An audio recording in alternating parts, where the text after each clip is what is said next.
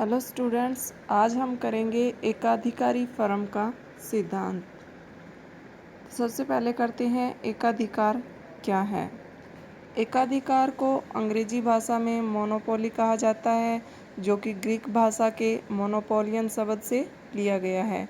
मोनोपोलियन का अर्थ होता है बिक्री का एकमात्र अधिकार, यानी कि बाजार में किसी वस्तु की जितनी भी मात्रा बेची जाती है वो या तो एक व्यक्ति द्वारा या एक फर्म द्वारा बेची जाती है, यानी कि विक्रेता का एकमात्र अधिकार होता है उस वस्तु पर।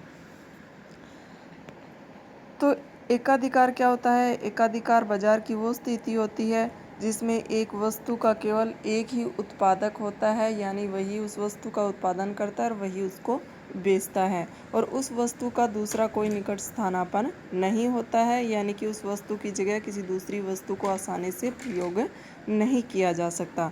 जैसे उदाहरण के लिए हम मान लेते हैं कि बिजली हो गई, जिस पर क्या है भारतीय सरकार का अधिकार होता है। भारतीय रेलवे उद्योग हो गया, जिस पे कि भारत की सरकार का नियंत्रण है।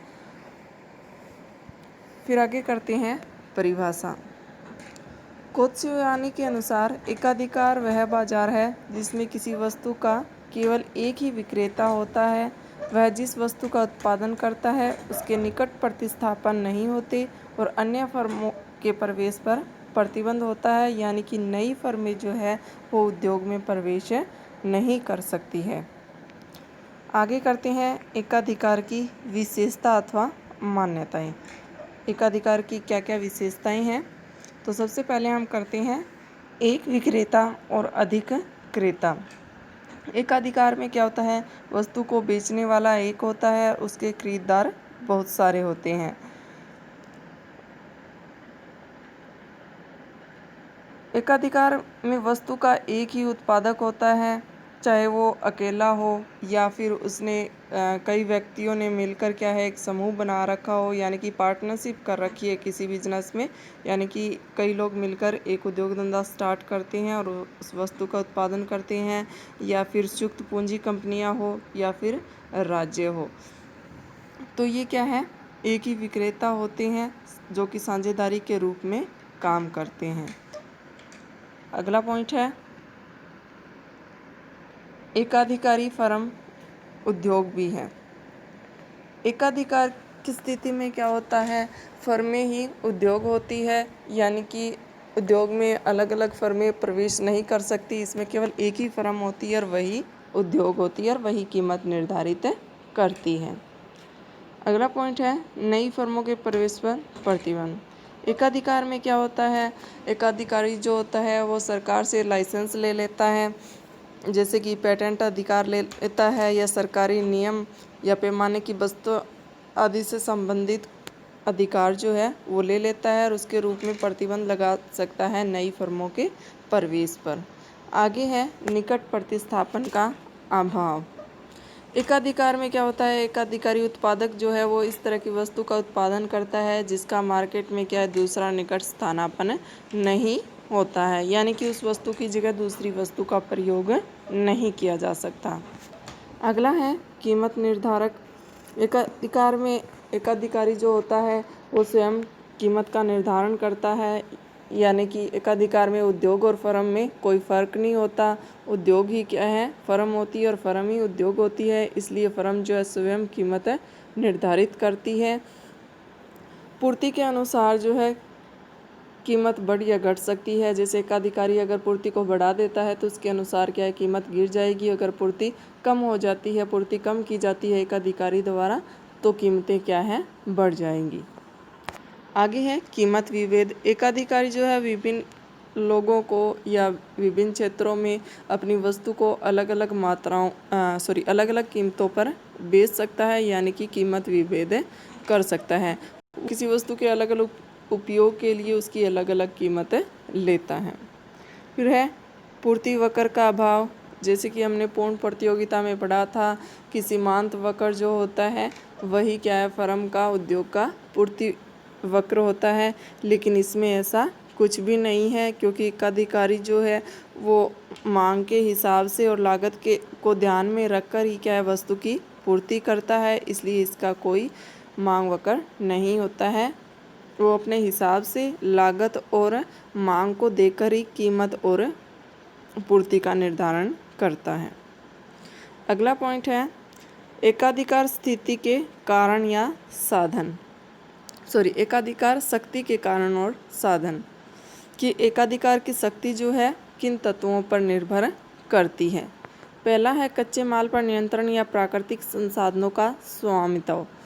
कि अगर किसी व्यक्ति का कच्चे माल पर पूर्ण नियंत्रण होता है या प्राकृतिक संसाधन उसके अपने होते हैं तो वो क्या करेगा, उस वस्तु का उत्पादन स्वयं करेगा और अधिक कीमत निर्धारित कर सकेगा, तो उस क्षेत्र में उसका क्या है, एकाधिकार हो जाएगा।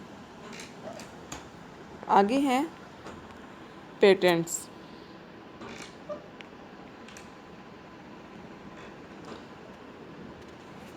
पेटेंट्स क्या होता है, ये सरकार द्वारा लाइसेंस लिया जाता है जिससे क्या है किसी व्यक्ति को उत्पादन का एकमात्र अधिकार मिल जाता है, दूसरा व्यक्ति उसका उत्पादन नहीं कर पाता है। तो पेटेंट्स मिलने से क्या है, उसके पास एक व्यक्ति के पास पावर आ जाती है कि उस टेक्निक का, उस उत्पादन का उत्पादन सिर्फ वही व्यक्ति कर सकेगा। आगे है तकनीकी बाधाएं। एकाधिकार में क्या होता है, कई बार उत्पादन करने के लिए बहुत बड़े क्षेत्र की, बहुत बड़े फर्म की या उद्योग की आवश्यकता होती है। तो जो छोटी फर्में होती हैं या उद्योग होते हैं वो इस तरह का उत्पादन नहीं कर पाते, इसलिए जिसके पास पूंजी अधिक होती है तो वो क्या है, इस तरह का उत्पादन करता है। इसमें क्या होता है, जब हम बड़े स्तर पर किसी चीज़ का उत्पादन करते हैं तभी हमें क्या है, अधिक प्रॉफिट मिलता है। अगर छोटे स्तर पर हम उत्पादन करेंगे तो उससे हमें क्या है, प्रॉफिट नहीं मिलता। तो इसमें अधिक पूंजी की आवश्यकता होती है। तो इस तरह से जिसके पास अधिक पूंजी होगी वो इस क्षेत्र में जा पाएगा। ठीक है, छोटी फर्में जो है इस तरह क्षेत्र में किसी प्रकार की कोई कोशिश नहीं करेगी क्योंकि इस क्षेत्र में जाना उनके लिए क्या है, हानिकारक है। आगे है सरकारी नीति। सरकार द्वारा इसमें क्या होता है कि किसी विशेष फर्म को, किसी विशेष व्यक्ति को इस तरह के अधिकार दिए जाते हैं कि वही क्या है, उस वस्तु का उत्पादन कर सकता है।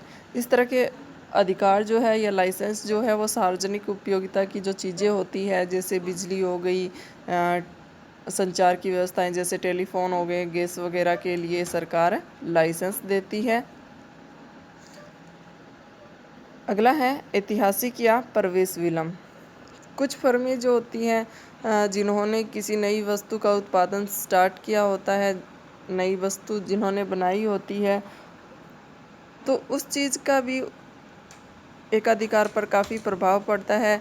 तो और जिस किसी फर्म ने सबसे पहले उत्पादन आरंभ किया था किसी वस्तु का, तो वही क्या है, बाद में एकाधिकारी के रूप में उभरती है, वही उसका ज़्यादा उत्पादन करती है। अन्य फर्मों को इस क्षेत्र में लाभ नहीं होता जिसके कारण वो इस क्षेत्र से बाहर रहती है। अगला पॉइंट है लिमिट प्राइमिंग नीति या अनुचित प्रतियोगिता। लिमिट प्राइमिंग नीति क्या होती है कि इसमें जो नई या छोटी छोटी फर्में होती है जो उद्योग में प्रवेश करती है उनके प्रवेश को रोका जाता है। यानी कि इस तरह की नीति अपनाई जाती है एकाधिकारी द्वारा जिससे नई फर्में उद्योग में प्रवेश ना कर सके। इसके लिए वो क्या करेगा कि जो कीमत है वो दूसरी जो नई फर्में हैं उनकी औसत लागत से कम तय करेगा, ताकि उनको क्या है, नई फर्मों को हानि हो और वो उद्योग में प्रवेश ना कर पाए। अगला पॉइंट है पूंजी का आकार।